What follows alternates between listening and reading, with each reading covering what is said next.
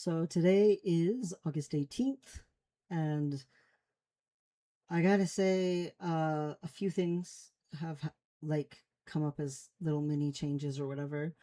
But one thing that has not changed is my next medical appointment still remains on the 9th of September. So I won't have new knowledge about the surgery to address complications until after that date. But a couple of interesting things have come up. One of them is that I've been, exercising and stuff. And for a little bit there, for a couple of weeks, I was losing like 3, 4 pounds a week. And then all of a sudden it just stopped. I haven't stopped exercising, it just stopped. And I'm pretty sure that I'm building muscle. And I think I remember this happening before to me when doing like calisthenics and stuff. So I'm trying to just take it with a grain of salt. I was excited because this week I lost 2 pounds. So I feel like maybe it's starting to be a transition back into losing some of the fat now. Yay, if that's true. But yeah, it was um like a literal pause. And thankfully I wasn't gaining weight, but I was not losing any weight at all for a little bit there. So yeah, I am finishing up school classes for the summer, and I'm going to be working a lot more, um, which is great. I do have almost a completely and totally recovered arm here, as far as everything being closed. It does get a lot of dry skin on it, because of, I guess, it healing and stuff. So like you can see maybe in the video right here, this is dry skin right there. But it is like sealed. I do still keep it covered in sunlight as I'm supposed to. And I have been told I should massage right along the edges like this a little bit each day. But you can see my physical therapy is like really wonderfully paying off. My wrists are almost equal with each other now. So, yay! I have no um, hand issues that I can tell at all. I have seen that some people who get phalloplasties end up with hand issues or maybe numbness in their like thumb or things like that. I haven't had any of that. Thank goodness. I also will say that the swelly bump that was right here has gone down a lot. So that's amazing. I didn't know if it would ever go down. The doctors didn't know if it would ever go down, but it has gone down significantly. The swelling in my left hand and my right hand, it's almost negligible, but it is still slightly more swollen than my right hand. So that does still exist, but that can take like a year. So I'm not really worried about it. My thigh is much more faded out. It is not a bright red anymore. It's like soft pink, and a lot of the rectangular strips, they're starting to turn straight up into skin. Again, that should end up not being any scarring at all. It just takes a while for the skin to fully redo itself. But yeah, so that's going really well. I had that little hole on my tummy. It's gone completely. There's not even any indication that it ever had been there. There is still the one vertical scar that's right there, but it's so smooth now. It's really noticeable. It used to be when I pushed on my tummy there that it felt really stiff, and now it's almost like I can feel a slight bit of stiffness where the scar itself is, but otherwise it's all really soft now. My phallus itself has remained soft and nice. There's a little couple of hairs growing at the top of it, but that'll get changed when it gets more normalized looking. My underneath of it, I can't see it really, but in pictures it looks the same except less like pink or less red, just skin colored. My entire phallus seems to be pretty skin colored. I have not developed any new sensation in the phallus itself. It's still definitely just at the very tip. which is so strange to me. And at the very base, by where, normally there'd be like a clitoris or something close to there, down there is still very sensitive. And again, it's taken some adjusting to get used to the more localized, centralized location for pleasure, but it's there and it's very good, very strong. But there's nothing on the sides yet of the phallus at all, or obviously the underneath of the phallus. But what is interesting is the microsurgery was hooked up inside of my groin and a little bit into my thigh, right? My right thigh, right where the groin and the thigh connect a little bit there, and then underneath a little bit in my groin. That microsurgery is, supposed to come in with sensation with, they told me, Zaps. Expect, little twinges or sharp surges all of a sudden or things like that. And that's a good sign. That means sensation's coming in there and, all of that. It's real. A zap is a pretty decent description of it. They said it could take up to a year for it to start, coming in, the sensation. No, it is definitely, I am getting very sharp, like little zaps and twinges and things. And like, for instance, during, masturbation, it really zaps a lot. It's I'm trying to think of a way to describe it. It's almost like a little, like, electric shock or something. It's very noticeable. And I'm having it enough that it's kind of even in my sleep. Sometimes I literally wake up with the zapping. So again, they told me that would be a good sign that sensation's coming in. So yay. But on the other hand, it is noticeably uncomfortable. Now, it's not super painful. Every once in a while, it gets a little bit to where I would call it painful. But for the most part, it's more like uncomfortable. But it's very exciting because I know it means sensation. And that was a big concern of mine getting these surgeries. I was very deeply concerned about that. So I'm very happy that it's happening, even if it is uncomfortable and every once in a while painful. Um,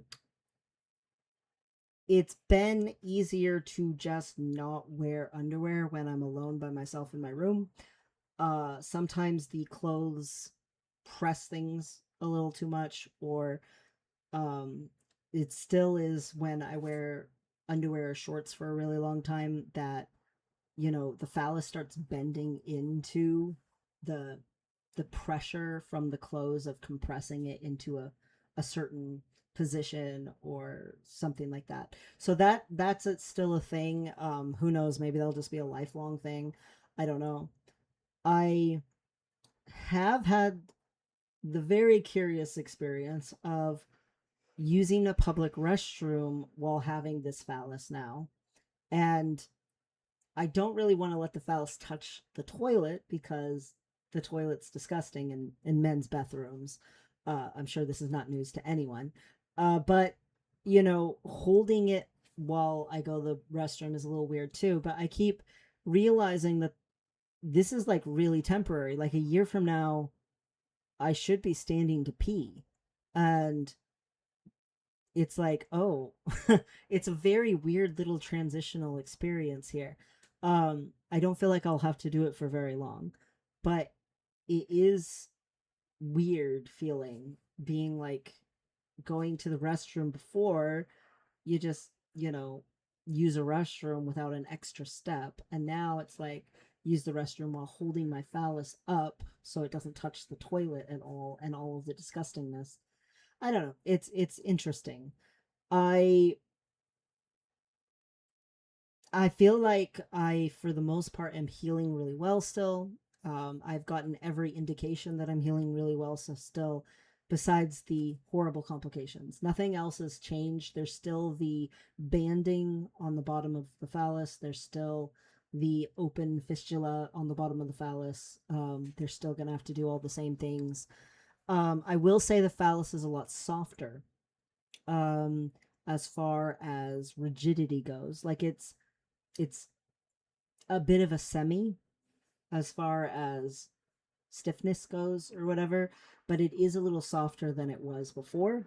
I am also very pleased to say that gravity is working, and it has been such a joy to my heart and such a relief that gravity is in fact doing its job.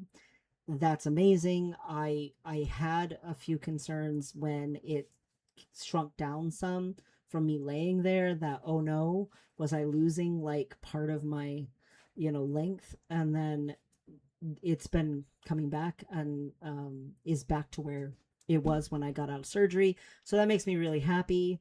And it hasn't been a year yet, so it has more gravitational pull to go, which is what I had been hoping for, to get as close to what my brain had always thought I had as possible. So I'm actually very, very stoked about that. So I have like, you know, good updates, as it were, in regards to this sort of stuff. Um, I'm just feeling like like at least there's some positive things. I try really hard not to get sad about how much the complications have delayed, surgery outcomes, and that my surgery to get the normalization and to have my balls, made, and all that kind of stuff, and the attaching, that's all been pushed out so far by such a large chunk of time. But at the same time, there are things to be grateful for and to be happy about, and I'm trying to feel positive about that, focus on that. Um,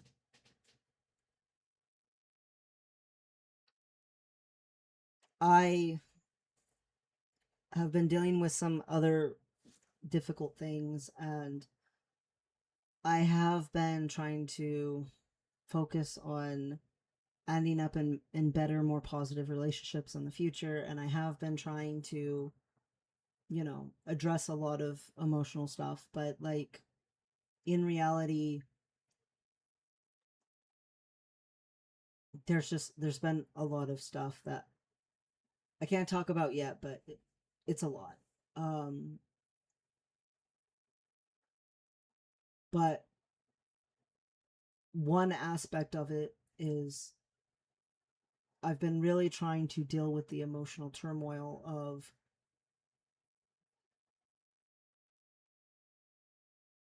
not that unrecently, once again in my life, it just is this repeated issue, and I don't understand it. I don't understand it at all. But someone knew I was born intersex, and they decided to claim that meant I was essentially sexually deviant. And um I keep trying to comprehend it, and I can't. I don't understand it at all. And this is a thing that has come up multiple times in my life, that people just, for some reason, have this association with the way I was born having to mean something like very nefarious and bad about me. And it's not true. And scientifically it makes no sense. Like, it's completely illogical. Just because someone's born different does not automatically by default make them some sort of pervert, or something like that, or someone who would make unwanted sexual advances on someone. That's not how that works. That's super unrealistic. um would you say that a baby born with a cleft palate automatically is gonna have Tourette's or cuss all the time? Like, the association just makes no sense to me at all. It's completely without logic. and and yet they'll say this assumption as if it's a fact, and they will try to convince other people and try to harm my reputation and stuff. And the thing is the person who did this knew, actively knew, that I had experienced a lot of difficulties because of this issue, and they still did this. And it I keep trying to comprehend it. I keep it replays in my mind a lot, and I haven't been sleeping very well because I keep trying to get past the confusion. I think I'm like genuinely just trapped in a loop of trying to solve an unsolvable puzzle. You know, like, why would someone do that to someone else? Like, why would someone? It just doesn't make sense to me, and and it's really hard. And I wish people wouldn't do this crap, but I've explored a lot of things about myself this summer. And I mean, summer's not over, but you know, and especially one of my classes that I was taking at the university had a lot of things that came up about my disabilities and stuff. And it was part of the class. The class was literally about disability education in the arts. um so, you know, materials would make me remember things from when I was growing up, and really, really think a lot about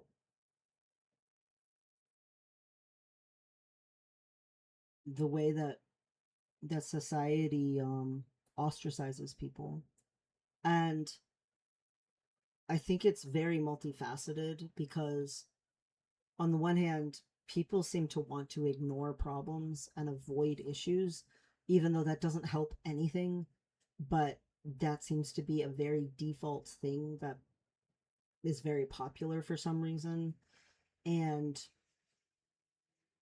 anyone can become disabled. Anyone. Most likely, most people will become disabled. If for no other reason than in old age, something will come up at some point and their health will deteriorate. And people seem to just not want to think about it, that they are one accident away, you know, from being disabled, that eventually they will have enough birthdays that they will probably be disabled. And yet they don't want to invest in or pay attention to anything that has to do with disability. They view disability as a giant burden instead of an expression of all the different nuances and possibilities to human development. Like, the human body is capable, and it is also capable of looking and seeming and being in so many different ways. And instead of celebrating that or embracing that or enjoying that, people have this tendency to find it disgusting and be dismissive. And it's very frustrating. As someone who was born with underdevelopment issues, including but not limited to being born intersex,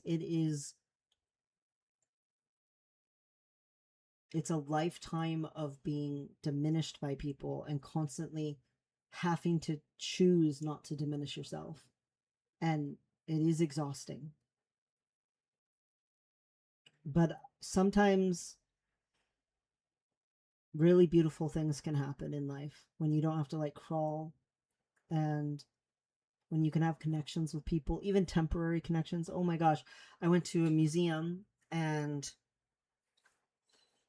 the first Thursday of the month it's free to go to the museum. So a bunch of my friends and we all went to the museum, and just, you know, as a thing to do together, you know, during the summer while we were waiting for school to come back.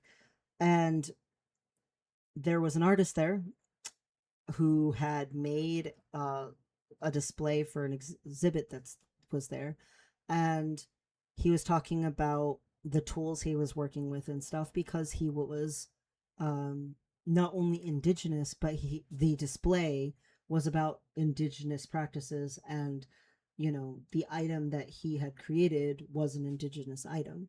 And so he was talking about it. Here's these tools. His ancestors invented these kinds of tools, and they're so practical, and they are so great at such minute carving details and stuff. And he was talking about how his people believe in carving with crescents and circles and triangles, and he has to integrate that into every single creation. It's an unspoken rule. And carrying forward these traditions like this, it created an intergenerational connection with his ancestors, and he could love them actively even though they had already died. And he could love future generations that weren't born yet through the work that he was doing, and it was all very like lovely. So because I was taking these classes stuff, I got up the boldness to ask, do you know if any of these displays were made by artists with disabilities, or maybe even you have a disability yourself? And he said, absolutely. Yes, absolutely. And then he got really, really quiet for like a minute and a half. And there's a crowd of people. I'm not the only person there. We were all listening to him talk. And he just was very quiet and looking down and solemn. And nobody made a peep. Nobody tried to interrupt his thoughts. It was very obvious he was thinking about something like very heavy to him. And when he finally spoke, he looked up and he said, I love that you're taking, because I told him, I asked the question because of the class I was taking. And he's like, I love that you're taking that class. I love that that class is here. I love this school. He said, when I first came to the school, I was a young guy and I thought I was going to be a footballer. He was like, I played some football in high school. I did pretty decent. I got accepted. I thought sports was going to be my life. And then I got here, and in my freshman year, my thumb broke, and it broke almost completely off. And he had to do physical therapy and stuff, and he did wood carving and stuff in the traditions of his people, um, to help with the physical therapy and stuff. And he felt very connected, and it helped with his healing. And then he went to go play football again, and the very first game, his thumb almost broke off again. And he's like, here I thought my life was going to be sports, but no, what I actually was meant to be was not a footballer, but an artist, was meant to be a leader amongst my people, was meant to help carry ancestral knowledge forward. And he said, he would never have discovered any of that if he hadn't had that time of frustration with his own body. And he said, you know, amongst his people, we were talking about how there's no such thing as disability in, Western society's view of disability. That doesn't exist. He's like, even someone who can't speak or can't hear or can't walk could create something that could have intergenerational impact. The idea of disability amongst like indigenous people is more, do you contribute to the community? And the number one way to contribute to the community is socially. And you can do that just by existing and just trying to be kind to other people. And so the entire idea of westernized disability just doesn't exist. If a baby's born different, they're just different, but they still add to the social complexity of the community they're a part of. And I feel like that's such a better way. That's such a better view. And he he started talking about the item that he had made, for the museum. And he explained that the museum had asked a different museum for a very specific object that would be part of the whole exhibit. It would be on display. And the other museum said, no, you can't have that. No. And they're like, well, this is an indigenous display. This is their heritage. And they're like, no, no, that's ours. And so the museum commissioned him to please make the object.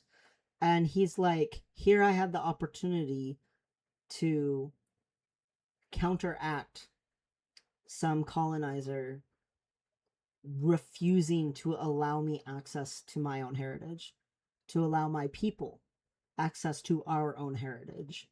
And so he poured himself into it. And for 3 months straight, every single day, all day long, he worked and worked and worked on this object. It's a comb that had prongs on both sides, but it's completely made out of wood. So the prongs are incredibly strong, but they're like toothpick thin. And there's multiple of them, you know? So he had to make 8 different ones that kept breaking before he could finally make one that was an exact replica and was exactly right. And he's making this comb that, you know, got donated to this other museum, I think in 1818 or something like that. Like, it was quite a while ago. And he's remaking this thing from scratch. And he had to create his ancestral tools in little mini versions and stuff to be able to do it. And he was just so amazed that by remaking the tool exactly in the right parameters, but just smaller, that he was able to make the comb, and it's strong and it's actually right. And he's like, the wisdom of my ancestors is just so profound to me, because somehow they knew how to make the right tool, and no matter what size it is the right tool. And he said, you know, if my thumb had never broken, I would never have been able to be standing here talking about any of this, and that comb wouldn't be in that display case. And he said, honestly, making that comb is the greatest achievement of my life. And so, of course, I had to go find the comb and get a picture of it. But also, before I went and did that, he let me come behind, like, you know, the table where he was presenting at and stuff. And I got a picture with him. And it was like, you know, I'll never probably meet this man or see him ever again.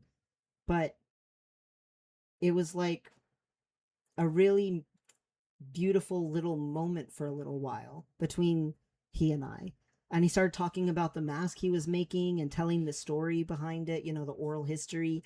And I told him it reminded me of when I was little, and, you know, the Inuit would make the totem pole in the park in the summer, and they would be telling the oral history. And I told him, thank you for bringing up so much nostalgia for me. It brought me genuine happiness. And, you know, he was a good storyteller, and he blushed. He was like, oh no, no, there's a member of my tribe, he's the storyteller. I'm not so great. And I was like, you put your body into it, you don't just say the words. You're a good storyteller. He, oh my god, apparently I gave him like the compliment of the century. He was very happy, you know. And I could tell that our conversation meant something to him. And I think he could tell that our conversation meant something to me. And it left this like residual impact on me, um, that I don't know when I will stop thinking about it. But it was just a moment. And it's a moment that wouldn't have happened if I didn't ask the question. I feel like. I feel like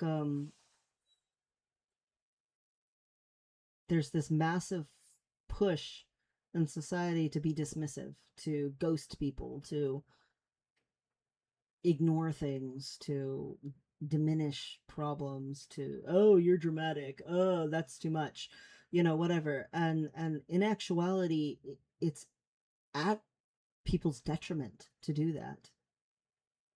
Actually engaging, actually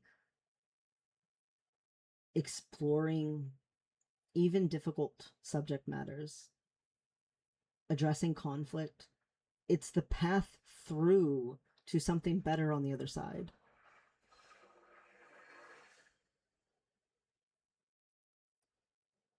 I feel like that's something that a lot of people don't understand about surgeries, is they think of it as mutilating your body. And they don't understand that it's the difficult thing that you go through to get to the better that's on the other side. And the scars on my body, I wouldn't trade them. I wouldn't go back. Like, it is only added to my life.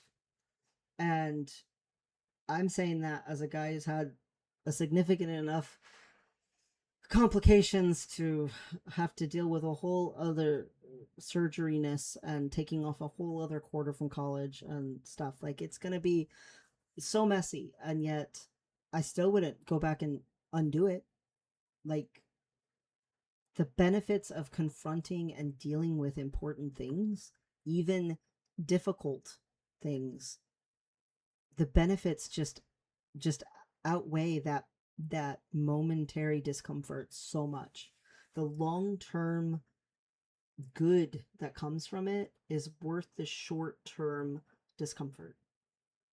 And I wish more people, especially in Western society, would realize that and engage with that, especially with each other and relationships.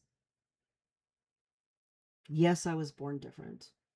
Yes, I have underdevelopment issues and weird disorders, and yes, I was born intersex, and blah, blah, blah. It's maybe uncomfortable for people at first.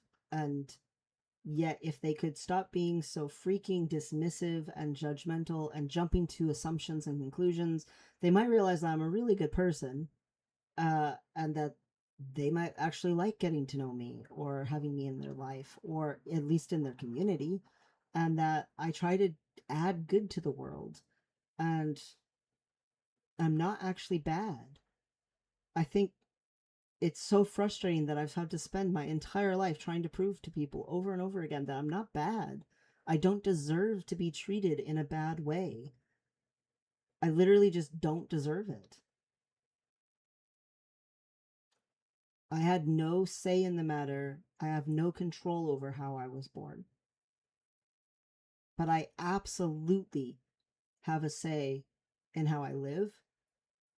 And I do my very best every single day, to the utmost of what I can control, to be a good person who adds good to the world.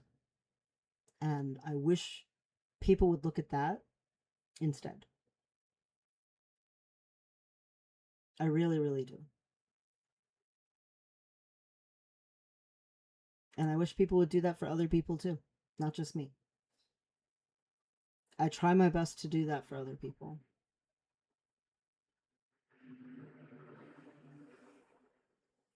I just, over and over again, everything reinforces to me I'm on the right career path. I genuinely think that life's not supposed to be this hard, that the world can be better. And I just need to try to help make it better. So, yeah. That's where I'm at. That's things I've been thinking about and dealing with, and